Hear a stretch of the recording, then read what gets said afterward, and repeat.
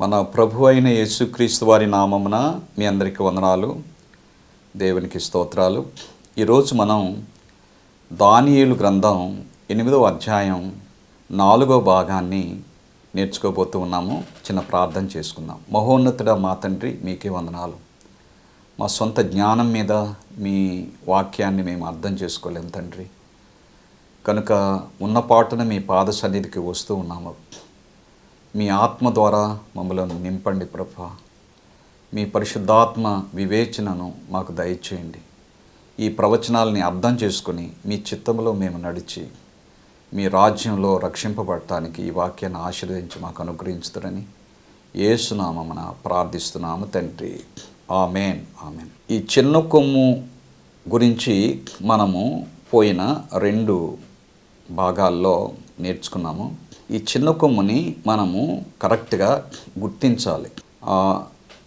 దానియేలు 8వ అధ్యాయంలో యాంటియోకస్ ఎపిఫెనస్ అని కొందరు బైబిల్ పండితులు వారు అపార్థం చేసుకుంటూ ఉన్నారు. బైబిల్ వాక్యాలని సరిగ్గా అర్థం చేసుకోక వారు అలా అపార్థం చేసుకుంటున్నారు. చిన్న కొమ్ము ఏ వ్యక్తికి వర్తించదు. కొందరు హిట్లర్ అని, కొందరు నీరో అని, కొందరు నెపోలియన్ అని, కొందరు యాంటియోకస్ ఎపిఫెనస్ అని, కొందరు రష్యా అని, కొందరు చైనా అని ఈ రకంగా అర్థం చేసుకుంటూ ఉన్నారు. ఇది వారి ఊహలు, వారి అభిప్రాయాలు. దేవుడు ఈ చిన్న కొమ్ము గురించి ఖచ్చితమైన 100కు 100 ఖచ్చితమైన గుర్తింపులను ఇచ్చాడు. 81 గుర్తింపులను ఇచ్చాడు. వాటిలో 15-16 గుర్తింపులను వర్తింపచేసి మన ప్రొటెస్టెంటు సంస్కరణకర్తలు వారు ఈ చిన్న కొమ్ము పోపుల మత వ్యవస్థని, రోమా సంఘ అధికారమని వారు గుర్తిస్తూ ఉన్నారు. అది లోకానికి చాలా ఆశ్చర్యకరంగా ఉండవచ్చు. క్రైస్తవ సంఘాలకు కానీ, సంఘంలో ఉన్నటువంటి బోధకులకు కానీ, కాపర్లకు కానీ, సంఘ విశ్వాసులకు కానీ, పెద్దలకు కానీ ఇది చాలా ఆశ్చర్యంగా ఉండవచ్చు. అయితే సర్వజ్ఞానం కలిగినటువంటి దేవుడు ఆయన సత్యమని చెప్తాడు. మానవులందరూ ఒకటి తలస్తే దేవుడు మరొకటి తలస్తాడు. కనుక మనిషి యొక్క జ్ఞానం వేరు, దేవుని యొక్క జ్ఞానం వేరు. మనిషి ఒకటి అనుకుంటే దేవుడు మరొకటి తలస్తాడు. కనుక ఈ చిన్న కొమ్ము కరెక్ట్గా ఎవరు అనేటువంటిది మనము ఈ ప్రవచన క్రమంలో, కాల ప్రవచనాల యొక్క క్రమంలో అర్థం చేసుకోవాలి. దానియేలు 2వ అధ్యాయంలో ఒక క్రమము ఇచ్చాడు. బబులోను, మాదీ పార్సికులు, గ్రీకు, రోమా సామ్రాజ్యం. రోమా సామ్రాజ్యం పడిపోయిన తర్వాత చిన్న కొమ్ము వస్తుంది. ఇదే క్రమాన్ని దానియేలు 7వ అధ్యాయంలో కూడా ఇచ్చాడు. దానియేలు 2వ అధ్యాయంలో ఆ బంగారపు శిరస్సు, దానియేలు 7వ అధ్యాయంలో 2 రెక్కలు కలిగినటువంటి సింహము. ఈ 2 కూడా బబులోను సామ్రాజ్యాన్ని సూచిస్తూ ఉన్నది. కనుక బబులోను సామ్రాజ్యంలో రాదు ఈ చిన్న కొమ్ము అనేటువంటిది. ఈ క్రమంలో మనకి అర్థమవుతుంది. దేవుడు ముందుగానే చెప్పాడు. ఆ తర్వాత బబులోను సామ్రాజ్యం తర్వాత 2వ అధ్యాయంలో వెండి భుజాలు, వెండి రొమ్ము, ఇది మాదీయ పార్శిక సామ్రాజ్యాన్ని సూచిస్తూ ఉన్నది. మరలా ఇదే సామ్రాజ్యాన్ని 7వ అధ్యాయంలో ఎలుగుబంటి, 3 ప్రక్కటెముకలు నోట్లో ఉన్నటువంటి ఎలుగుబంటి, ఒక గూడు క్రిందికి ఒక గూడు పైకి ఉన్నటువంటి ఈ ఎలుగుబంటి మాదీయ పార్శిక సామ్రాజ్యాన్ని సూచిస్తూ ఉన్నది. ఒక గూడు కిందకి ఒక గూడు పైకి ఎందుకు అని మనము చూసాము. అదేమిటంటే మాదీయ పారసీకులు, మాదీయుల యొక్క సైన్యము బలహీనమైనటువంటిది, పారసీకుల యొక్క సైన్యము బలమైనటువంటిది. మాదీయ పారసీకుల యొక్క సైన్యము దర్యావేషు నాయకత్వంలో నడిచింది. అది మామగారి యొక్క సైన్యము. మేనల్లుడు సైన్యము పారసీకుల యొక్క సైన్యము. అది కోరేషు రాజు యొక్క సైన్యము. అది బలమైనటువంటి సైన్యము. కనుక కోరేషు, దర్యావేషు ఇద్దరు కూడా మేనమామ మేనల్లుళ్ళు. వారు ఒక సంకీర్ణ ప్రభుత్వాన్ని ఏర్పాటు చేశారు. అది ఏర్పాటు చేయకముందే, వందలాది సంవత్సరాలకు ముందే దేవుడు ఈ ప్రవచనంలో ఒక ఎలుగుబంటిని సూచనగా ఇచ్చాడు. లేకపోతే వెండి భుజాలు, రొమ్ము కలిగినటువంటి ఆ లోహము సూచిస్తూ ఉన్నది. దేవుని యొక్క ప్రవచనాలు 100% ఖచ్చితంగా నెరవేరుతాయి.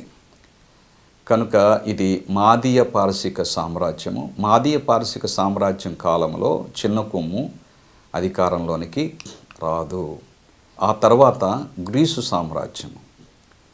ఈ గ్రీసు సామ్రాజ్యము క్రీస్తు పూర్వము 331 నుండి క్రీస్తు పూర్వం 168 వరకు రాజ్య పరిపాలన చేసింది. 2వ అధ్యాయంలో ఇత్తడి నడుము, 7వ అధ్యాయంలో 4 రెక్కలు 4 తలలు కలిగినటువంటి చిరుతపులి.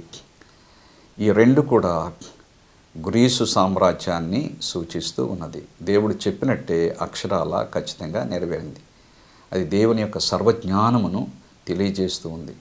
మరుక్షణంలో ఏం జరుగుతుంది అనేటువంటిది ఏ మనిషికి తెలియదు, ఏ దేవదూతకు తెలియదు, ఏ దేవుళ్ళు దేవతలు అనేటువంటి వారికి తెలియదు. భవిష్యత్తు జ్ఞానం అనేటువంటిది దేవునికి ఒక్కడికే తెలుసు. అందుకనే ఆయన దేవుడు, ఇంక ఎవరూ దేవుడు కాదు. He is omniscient. ఆయన సర్వజ్ఞానము కలిగినటువంటి దేవుడు. ఆయనకు తెలియదంటూ ఏమీ లేదు. సమస్తమును ఆయనకు తెలుసు. ఆది నుండి అంతమును ఆయన తెలుసుకోగలడు. కనుక ఆయన సర్వజ్ఞాని అయినటువంటి దేవుడు. ఈ సామ్రాజ్యాలు రాకముందే దేవుడు వాటిని తెలుసుకుని 2వ అధ్యాయంలో ఇత్తడి నడుము, 7వ అధ్యాయంలో 4 రెక్కలు 4 తలలు కలిగినటువంటి చిరుతపులిని పోలికగా ఈ గ్రీసు సామ్రాజ్యం ఉన్నది. ఇది అత్యంత వేగముగా లోకాన్ని పరిపాలన చేసినటువంటి, లోకాన్ని జయించి అధికారంలోకి వచ్చినటువంటి అలెగ్జాండరు సామ్రాజ్యము 10 సంవత్సరాల్లో లోకాన్ని జయించి ఆయన చక్రవర్తి అయ్యాడు. గనుక చిరుతపులి అత్యంత వేగమైనటువంటి జంతువుల్లో అత్యంత వేగంగా వెళ్ళేటువంటి ఈ జంతువు, దానికి 4 రెక్కలు 4 తలలు, అత్యంత వేగంగా పరిపాలన, ప్రపంచాన్ని జయించి అధికారంలోకి వచ్చినటువంటి సామ్రాజ్యం. తర్వాత 4 తలలు అంటే అలెగ్జాండర్ తర్వాత 4 సైన్యాధికారులు ఆ రాజ్యాన్ని పంచుకున్నారు. 4 తలలకి సూచనగా ఉన్నది. ఈ రాజ్యము క్రీస్తు పూర్వము 168 వరకు పరిపాలన చేసింది. ఆ తర్వాత మరొక రాజ్యము వస్తుంది. అది 2వ అధ్యాయంలో ఇనుప కాళ్ళు, 7వ అధ్యాయంలో ఘోర భయంకర మృగము. వీరు క్రీస్తు పూర్వం 168 నుండి క్రీస్తు శకము 476 వరకు పరిపాలన చేశారు. ఈ రోమియ సామ్రాజ్యంలో కూడా ఈ చిన్న కొమ్ము రాజ్యము రాదు అని దేవుడు తెలియజేస్తూ ఉన్నాడు. ఈ రోమా సామ్రాజ్యము కాలంలోనే ప్రభు అయినటువంటి యేసుక్రీస్తు పరిపూర్ణమైన దేవుడు, పరిపూర్ణమైన మానవుడిగా అవతరించాడు. ఆయన వచ్చినప్పుడు కాలము 2 భాగాలు అయిపోయింది. క్రీస్తు పూర్వము, క్రీస్తు శకమని. తర్వాత ఆయన మానవాళిని పాపము నుండి, మరణం నుండి రక్షించడానికి ఆ శిలువలో బలియాగముగా అర్పించబడ్డాడు. యూదులు ఆయనను రోమియలకు అప్పగించారు. రోమియలు ఆయనను సిలువేశారు. అందరి పాపములను, మరణమును ఆయన మీదకు తీసుకుని ఆ శిలువలో బలియాగంగా అర్పించబడ్డాడు ఈ రోమా సామ్రాజ్యం యొక్క కాలంలోనే. కనుక ఈ రోమా సామ్రాజ్యం క్రీస్తు శకం 476 వరకు కొనసాగింది. అది ఘోర భయంకరమైనటువంటి మృగం. అయితే ఈ కాలంలో ఈ చిన్న కొమ్ము వ్యవస్థ రాదు. అంత్యకాలంలో ఉన్నటువంటి ఈ చిన్న కొమ్ము వ్యవస్థ రాదు.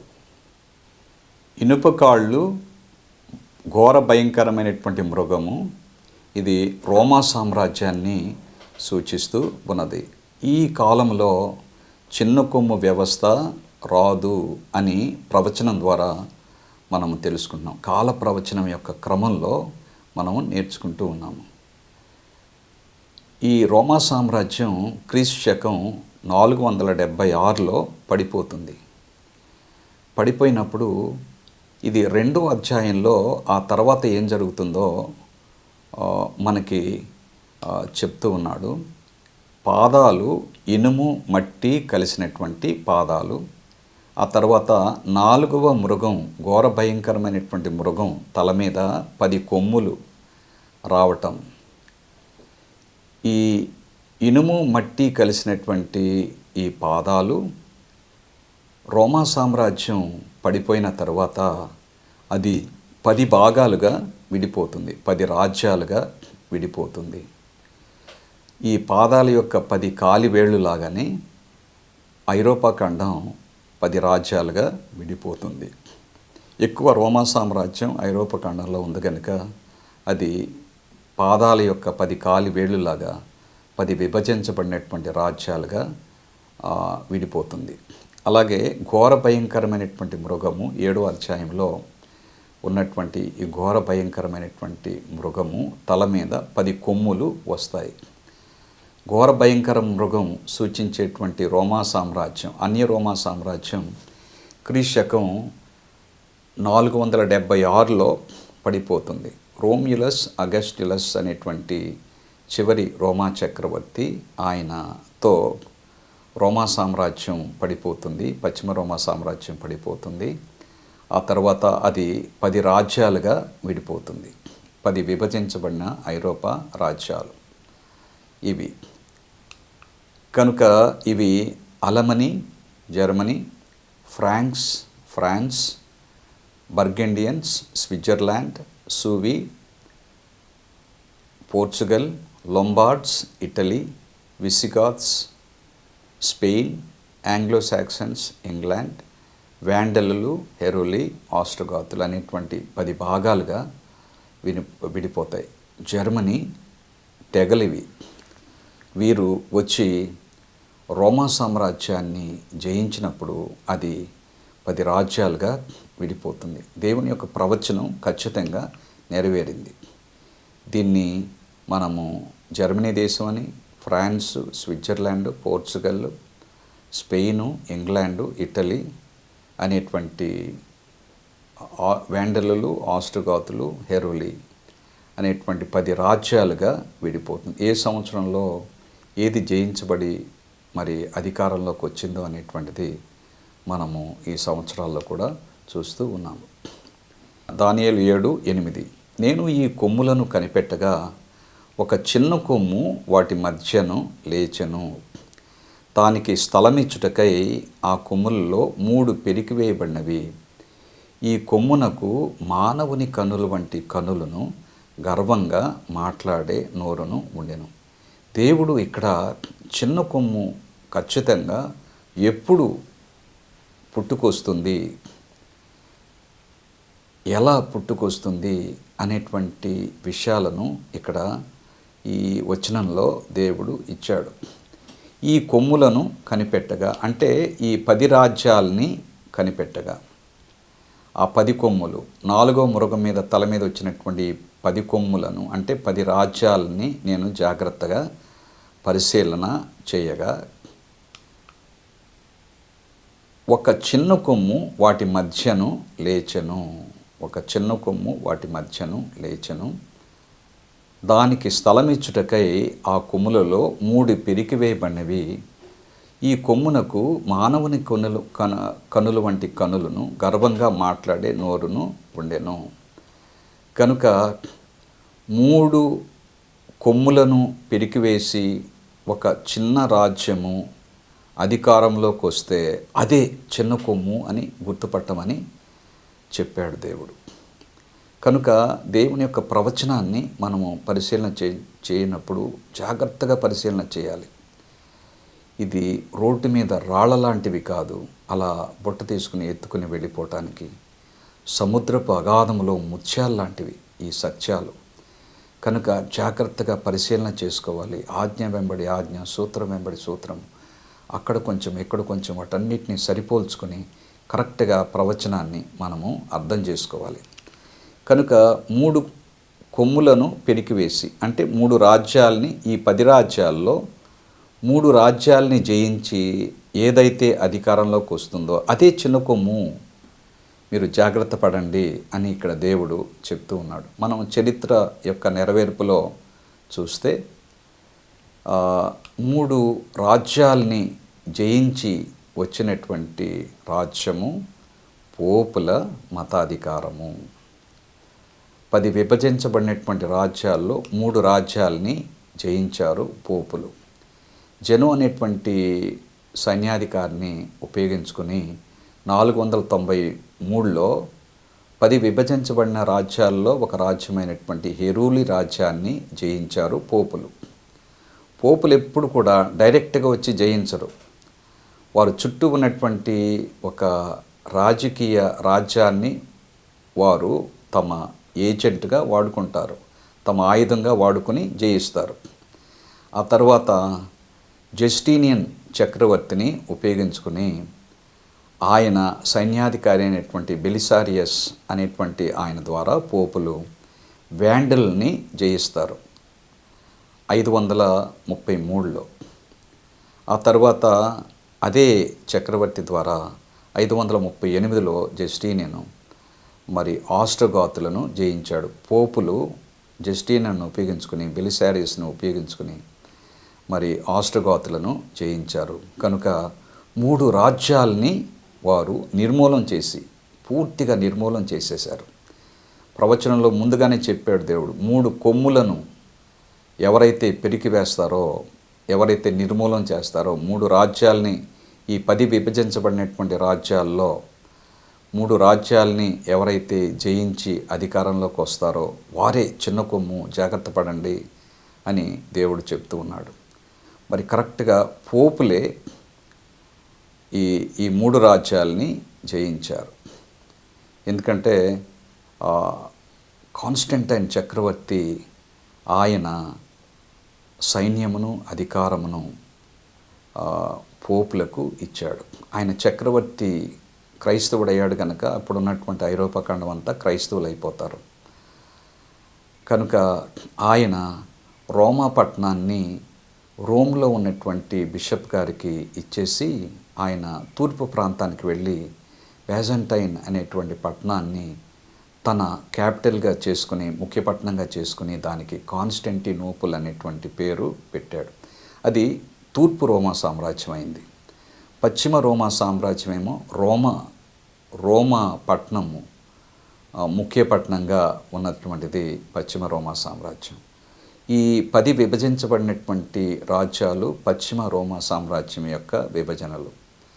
కనుక 3 రాజ్యాల్ని జయించి వారు 538లో, క్రీశకం 538లో వారు సర్వాధికారమును పొందారు. రాజ్యాధికారమును, సంఘాధికారమును 2 కూడా వారి చేతుల్లోకి తీసుకున్నారు పోపులు. ఇది ప్రవచనం యొక్క ఖచ్చితమైనటువంటి నెరవేర్పు. ఇక ఏ అనుమానం లేకుండా దేవుడిచ్చినటువంటి ఈ సూచన ద్వారా మనము ఈ గుర్తింపు ద్వారా పోపులే చిన్న కొమ్ము రాజ్యమని, క్రీస్తు విరోధి రాజ్యమని మనము గుర్తిస్తూ ఉన్నాము. తద్వారా 538లో ఈ పోపుల మతాధికారము, రోమా సంఘాధికారము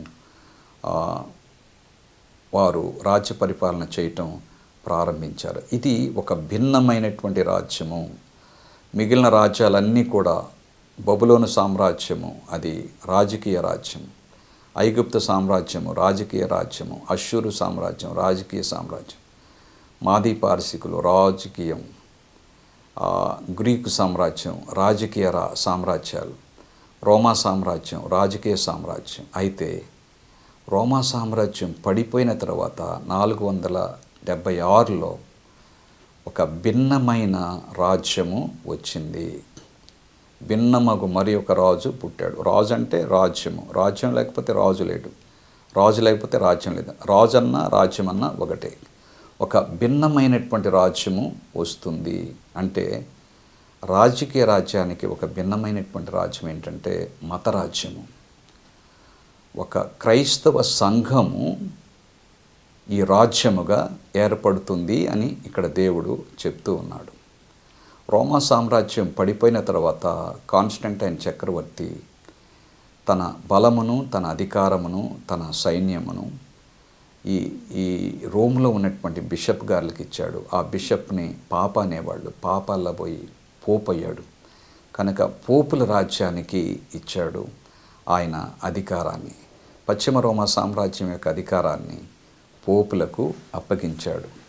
వీరు ఒక మతరాజ్యము, ఒక రాజకీయ మతరాజ్యము, రాజకీయ అధికారం కలిగినటువంటి ఒక మత రాజ్యము అని దేవుడు చెప్పాడు. వీరు మహోన్నతునికి విరోధంగా మాట్లాడతారు. 25వ వచనంలో, దానియేలు 7:25లో ఆ రాజు మహోన్నతునికి విరోధముగా మాట్లాడుచు.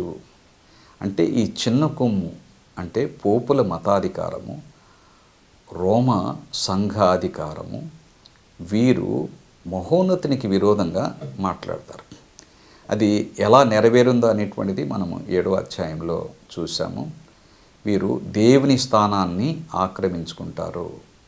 అనేకమైనటువంటి స్టేట్మెంట్స్లో ఈ వారి క్యాటికిజమ్స్లో కానీ, గ్రంథాల్లో కానీ, రోమా సంఘ గ్రంథాల్లో కానీ మనము చూస్తూ ఉన్నాము. పోపులు సామాన్యమైనటువంటి మానవులు కాదు, వారు సాక్షాత్తు దేవుని స్థానంలో ఉన్నటువంటి దేవుడే అని వారు చెప్తూ ఉన్నారు. కనుక దేవుని యొక్క అధికారాలు కలిగి ఉండటం, పాపాలు క్షమించడం అనేటువంటి దేవుడు ఒక్కటే క్షమించగలడు. అయితే మా అధికారము దేవుని కంటే గొప్పది కనుక మేము పాపాలని క్షమిస్తాము. మనుషులు మా దగ్గరకు రావాలి, మా ద్వారానే దేవుని దగ్గరికి వెళ్ళాలి, మీ పాపాలని మేము క్షమిస్తామని వారు చెప్తూ ఉన్నారు. అదే మహోన్నతునికి లేకపోతే విరోధముగా మాట్లాడటం అంటే అది కరెక్ట్గా పోపుల్లో నెరవేరింది. కథోలిక్ సంఘాధికారంలో నెరవేరింది. ఇప్పటి వరకు కూడా ఈ పాపాలని ఒప్పుకోవటం, దేవదూషణ, దేవుని స్థానంలో తమను తామును పెట్టుకుని దేవుని యొక్క అధికారాలని కలిగి పాప క్షమాపణ చేయగలిగినటువంటి పరిస్థితుల్లో వారు వెళుతూ ఈ ప్రవచనాన్ని వారు నెరవేరుస్తూ ఉన్నారు. వారు మహోన్నతుని భక్తులను నలగొట్టును, మహోన్నతుని భక్తులను నలగొట్టును. ఇది కూడా మరి నెరవేరింది. పోపులు అధికారంలోనికి రాగానే వారికి విరోధంగా ఉన్నటువంటి వారిని అందరినీ కూడా నిర్మూలన చేసేశారు. వారిని హింసించి చంపివేశారు. వారి నమ్మకాలని వ్యతిరేకించిన, వారి యొక్క ఆజ్ఞలను ధిక్కరించిన, వారికి అవిధేయులుగా ఉన్న వారందరినీ కూడా, వారి యొక్క ఆజ్ఞలకు అవిధేయులుగా ఎవరైతే ఉన్నారో వారందరినీ చంపివేశారు.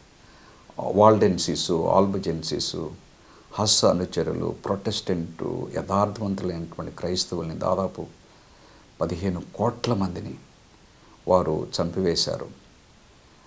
ఇది మహోన్నతుని భక్తులను నలగొట్టడం. అది కూడా ఒక నిరూపణ ఈ చిన్న కొమ్ము పోపుల మతాధికారం. అతడు పండుగ కాలములను, న్యాయ పద్ధతులను నివారణ చేయ పూనుకొను. దేవుని కాలములను వారు మార్చివేశారు. అది మనము 7వ అధ్యాయంలో చూసాము. ఆ కాలములను వారు ఎలా మార్చివేశారు. తర్వాత ఆయన న్యాయ పద్ధతులను, ఇంగ్లీష్లో కమాండ్మెంట్స్ అని ఉన్నది, దేవుని యొక్క ఆజ్ఞలను వీరు మార్చివేస్తారు.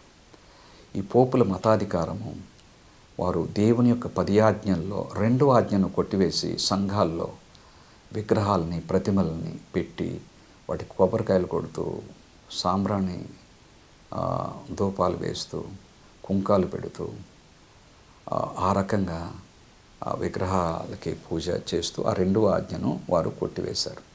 4వ ఆజ్ఞను ఒక లైన్ నుంచి మిగిలిన ఆజ్ఞ అంతా కూడా కొట్టివేసి 7వ దిన పరిశుద్ధతను మొదటి రోజుకి వారు బదిలీ చేసి దాన్ని మార్చివేశారు. కనుక ఆజ్ఞాతిక్రమములో క్రైస్తవులు, సంఘాలు ఉండినట్లుగా వారు ఆజ్ఞలను కొట్టివేస్తారని దేవుడు ముందుగానే ఈ వచనంలో ఒక గుర్తింపుగా ఇచ్చాడు. వారు ఒక కాలములు అర్ధకాలము అతని వశమున ఉంటారు. అంటే వీరు కాలము అంటే సంవత్సరము, కాలములు అంటే 2 సంవత్సరములు, అర్ధకాలం అంటే అర్ధ సంవత్సరము 6 నెలలు, మొత్తం 3.5 సంవత్సరాలు అంటే 42 నెలలు. యూదుల క్యాలెండరు, బైబిల్ క్యాలెండర్ ప్రకారంగా ఈ 42 నెలలు అంటే 1260 దినాలు, అంటే సంవత్సరానికి 360 రోజులు. కనుక 1260 దినాలు, ప్రవచనంలో ఒక దినము ఒక సంవత్సరం, అంటే 1260 సంవత్సరాలు. వీరు ఈ 1260 సంవత్సరాలు రాజ్యాధికారం చేశారు. మొదటిగా వారు 538లో అధికారంలోకి వచ్చారు. 1798లో వారికి చావు దెబ్బ తగులుతుంది. నెపోలియన్ వారిని జయిస్తాడు. కనుక కరెక్ట్గా 1260 సంవత్సరాలు వారు రాజ్యాధికారం చేశారు. కనుక ఈ గుర్తింపులన్నిటిని బట్టి చిన్న కొమ్ము పోపుల మతాధికారమేనని ఈ ప్రవచనం, కాల ప్రవచనాల యొక్క క్రమంలో మనం ఖచ్చితంగా నేర్చుకుంటున్నాం.